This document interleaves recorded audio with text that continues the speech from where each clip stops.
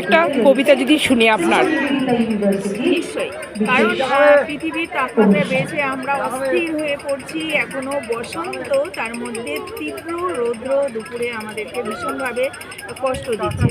তো আমার হঠাৎই মনে হলো, কালকে রাতে আমি একটা কবিতা লিখেছি। কবিতার নাম গাছ পরম বন্ধু। একটি গাছ একটি প্রাণ, সবাই আমরা জেনে রাখি। আমরা সবাই সজাগ সচেতনে গাছ সংগ্রহ করি। একটা বড় শাল পাতা যতটা অক্সিজেন ছাড়ে, একটা বাচ্চা শিশুকে সুন্দরভাবে বাঁচায় সহজে। পরিবেশ রক্ষায় গাছের ভূমিকা বিশাল ও অপরিসীম। ফুলে ফলে মিষ্টি সুবাসে গাছ স্বাস্থ্য সতেজ রাখে।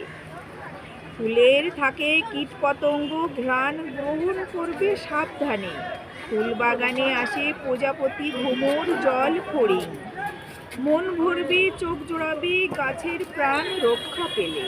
পৃথিবীর ভারসাম্য ও অক্সিজেন দুটোই মানুষ পাবে। তরুলতা নীলকণ্ঠী গোলাপ গাঁদা ক্যাকটাস রঙ্গনে, পেয়ারা তরমুজ আপেল কাঁঠাল লিচু বাহারা। সবুজ বাগান দেয় সুস্বাস্থ্য ভরপুর অক্সিজেন। প্রজাপতির ন্যায় ডানা মেলে ফুরফুরে হয় মন। সার বিষে পরিচর্যায় গাছের রঙিন বাহার আসে, মন তখন অ্যাডামাচের ছোঁয়ায় ভালোবেসে বেশে।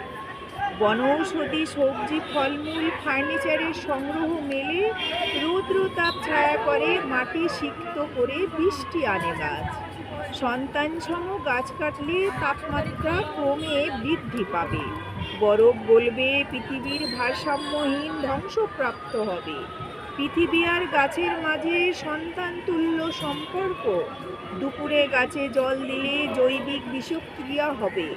অক্সিজেন পেতে ফুল ফল পাতাতে মন ভরাতে, গাছ লাগালে পরিবেশের ভারসাম্য রক্ষা পায়। দারুণ।